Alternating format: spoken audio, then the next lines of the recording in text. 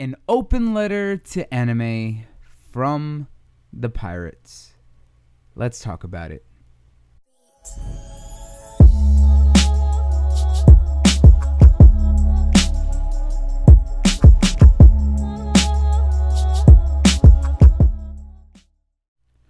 What's up, dudes, dudettes, and all my beautiful people of the interwebs? Bloody Knuckles here, aka the Gothic Gamer, and your resident anime king, here to bring up a very interesting topic. Now, as a fan and as a lover of anime, games, all that, we all know the issue of piracy. But the thing about piracy is that it's not always out of... what's the word for it? It's not always out of the cause of spite. It's not always done because of someone just doing it to be hateful. Sometimes it's caused because of a failure from the industry that it falls for. And unfortunately, in anime, piracy is a big thing. And we're going to kind of talk about that because not that long ago, on a website known as Anime Motivation, who are some very active anime enthusiasts, published a letter called the Open Letter to the Anime Industry about Piracy. And it's all literally written as if piracy was a person or an entity speaking in the such, and kind of talking about why piracy exists. And I thought that we could go over some key points about this because it's a pretty hot issue, and it's also what's one of the biggest issues as an anime fan on how we feel about the medium, at least when it comes to merchandising and putting out the content. So it kind of talks about, and I'll read it kind of paraphrased from here, but it kind of starts out saying that, hey, it's nice to meet you, anime industry. I'm piracy, but it's really not. And you probably know me as a pain in the ass that spread like a virus without a cure on the internet. The pain in the ass that's made it difficult for anime studios, websites, businesses to stream online in any way that's convenient and valuable for anime fans and creators alike, or on an international scale. And this kind of starting out is talking about the fact of, it's true, you know, because of piracy, it's been a very fast growing aspect, and it is a bit of a pain in the ass because of the fact that through all the legal ways to stream anime right now, there's very, very few. Yes, there's some that are on Amazon Prime Video. Mainly the big ones that we know is Funimation and Crunchyroll. The issue with both of those is that they're both using a system and a layout that is very old. It's not always well optimized for all of the places that it's on. There's always so many servers issues and outages.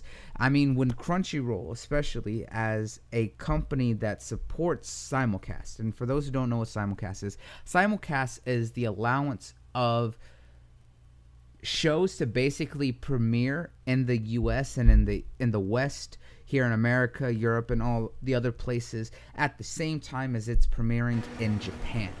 The only issue with that is when you have shows like Dragon Ball, which was probably the biggest one that had these issues with simulcast, is that there'd be so much influx and watchers trying to see some big series or big event, especially during Dragon Ball Super right before it went on hiatus with the Goku and Jiren fight and a lot of big things like that people were anticipating for months, and it was down for nearly hours at a time, so no one could watch it live. So what ended up happening? As soon as the episodes finished on other websites, those episodes were immediately uploaded, and the traffic moved from Crunchyroll and Funimation straight over to those illegal websites, such as Kiss Anime and 9anime. And it's a very strong aspect to show a failure on such a large company that is seen as the biggest distributor for the Western audiences to help bring anime on such a global scale. Now, the next thing that they talk about is they start to make their points on how anime has always been blamed, or that pirates are blamed for all the issues in anime, and that they're just trying to stop pirates, but not looking at the root cause of why pirating exists. And this is the big thing, and this is something that I've talked about multiple times on our podcast, on the Smash podcast and all that, about why this is. And the first big point is getting down to the root cause, and this is coming again from the pirates' perspective on why this is. And the first thing is that service in the anime industry is shit. And that kind of explains why I'm talking, and what I just brought up is one of the points, but they also made a very good point here by quoting Gabe Newell. And if that name doesn't ring a bell for you, Gabe Newell is the head of Valve Industries, or Valve Studios, and the owner of Steam and all that. And he said that piracy is a service problem. And what he says is that we think on a fundamental misconception about piracy. Piracy is always a service problem and not a pricing problem. If a pirate offers a product anywhere in the world 24/7, purchasable from the convenience of your personal computer, and the legal provider says the product is region locked, will come to your country 3 months after the US release, and can only be purchased at a brick and mortar store, then the pirate service is more valuable. And that's true.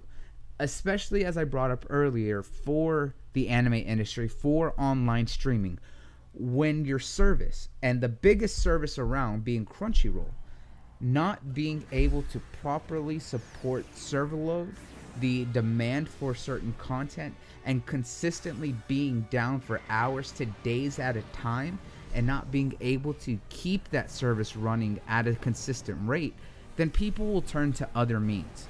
And those other means are always going to be pirating.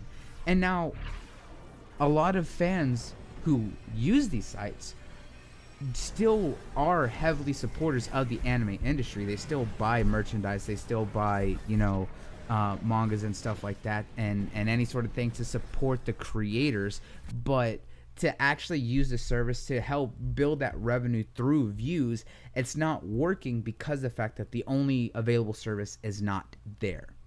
And by not there, I'm saying it's not convenient enough for people because of the fact that they're constantly having to fight against it. And it's true, especially with such a growing industry on the level of anime, on how it has come over the past 30 years, just like gaming, and really started becoming a global phenomenon, especially in the last decade, maybe 2 decades alone. It has grown significantly on the global scale.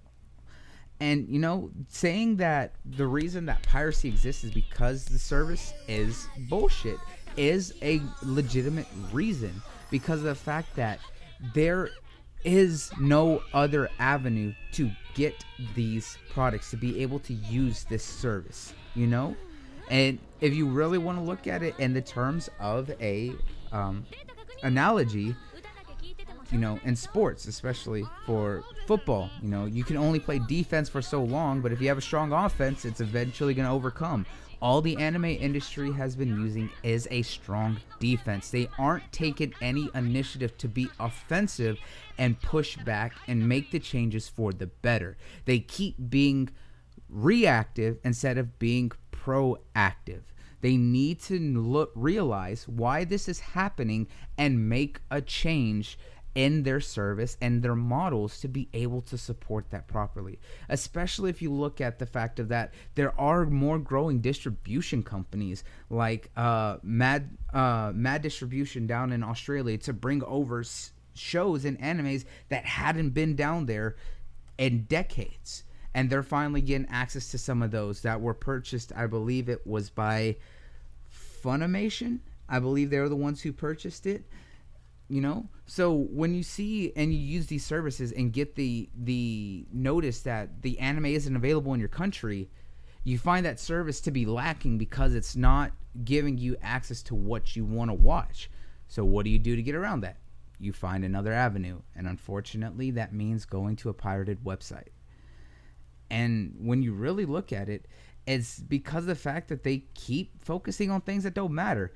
And there have here a full breakdown of web traffic on how much that Kiss Anime alone gets a month compared to Crunchyroll. Kiss Anime alone gets over 131 million views a month. That's how much website traffic they're getting. On comparison, Crunchyroll barely gets even a fraction of that. I believe they get maybe about 10 million views a month, maybe. And that just depends on what shows that they're pulling out during a season. Hey guys, real quick, while I was editing this video, I did a little bit more research and I actually got my websites mixed up. It's not Crunchyroll that only pulls in a fraction of the numbers that Kiss Anime pulls. It was actually Funimation only hitting about 10 million or so, which I'll show here. Crunchyroll actually does about half of what Kiss Anime does, which I'll also show right here. So that way y'all could see is that they pull about 70 million. But I wanted to add that clarification real quick. And that's because of the fact that they only focus on the big shows per season, whereas as Kiss Anime and 9 Anime and a lot of others are pulling out shows from pulling out all the shows from a season, even the ones that aren't big names, like such as things that are being hyped up before they come out, things that are continuations of already previous seasonal animes or anything like that. They're putting out everything and getting people to see more content. That's one of those issues of it being a service problem. And the other biggest thing is the fact that anime industry spends so much money on DVDs and Blu-rays. DVDs haven't been popular for years, and they lose out on money every year by putting out DVDs. Now, Blu-rays, you know, still really big. The issue that people have with DVD and Blu-ray sales, because of the fact that they lose out on so much money, is that they're so expensive, especially Blu-rays. And I love Blu-ray DVDs because I do want to help the creators, but the fact is, like, if you look at some shows that are like 24 episode season, they get broken down into volumes. Blu-rays are broken down into volumes, and like one volume is like $35, and that's maybe 4 episodes or maybe 3. It all depends. And it's like if you look at a full box set of Blu-rays, that's equally up to hundreds of dollars, and you're getting multiple Blu-ray discs. It's like a Blu-ray disc can hold most of these on a single disc. You don't need to break them up. It's them just trying to increase the production and value of it, and that's what pushes people away from buying these sales. Back in 2015, DVD sales were down 6%, and 2016 down 16%. 2017 another 10%, and it's going down steadily. And I believe this year so far they've looked at a trend of almost 18%, and we're not even through the year. That shows you how much money they are wasting and putting in debt by just spending it on DVDs and Blu-rays, when they could be using that money to invest into new services, to expanding the already established streaming service that they have available, the platform that they've made, to really kind of help build that. There are plenty of other platforms out there that took their time. Look at Netflix, look at Gamefly, and a few others. Hulu even did it. You know, they took their time to build their platform. They have the only leading platform for the anime industry, and yet they aren't utilizing it at all, and that's hurting them. And because of that, it's showing just how much they aren't really paying attention to their fans and what they're doing. Because not only have fans spoken out on this, even even industry professionals themselves have spoken out about the service, because the fact that it hurts them as well, because that's pulling money away from them. That's pulling any sort of aspect that they can use to help grow their industry. There's no open communication. They need to innovate by pushing forward with the service and model that is already existing, while realizing what they're doing is not working. They have choices, but they're not paying attention to it. So from here on, you know, they have only a few things they could do. They can continue to blame pirates, and pirates can keep doing what they do and keep on improving and doing everything, and the anime industry can keep wasting millions of dollars trying to stop them, or they can figure out, by gathering everyone that they can, sit down and see what they need to do to increase and improve the platform, the service they have, and innovating to help them keep pushing this industry in the better direction. And with that, piracy will still exist. I won't be denying that, but it'll be on a more controlled level because it'll be more openly accessible to everyone. And when it's more accessible to everyone, there's not as many needs to go the illegal route. But, reading this article and hearing this has brought up a lot of points that I've always thought about for a long time. And it's something else. And I really agree with a lot of what they said because it's something that I've always felt. And I agree with Piracy on this. Now, I want to, like I said, I've always purchased merchandise. I've purchased mangas, I purchased statues, I purchased anything to help support the creators because I do believe in that. But Crunchyroll and Funimation do have a lot to improve if they want to be a true innovator and to keep and be able to hit the numbers that anyone else does.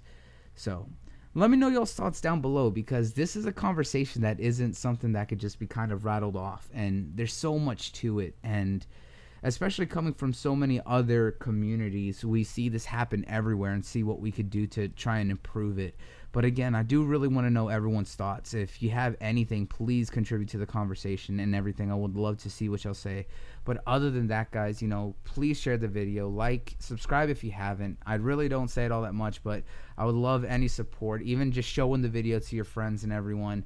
I really hope that y'all enjoyed it, and I'm going to be doing more here soon. But from me to y'all, peace out, and check you later, guys.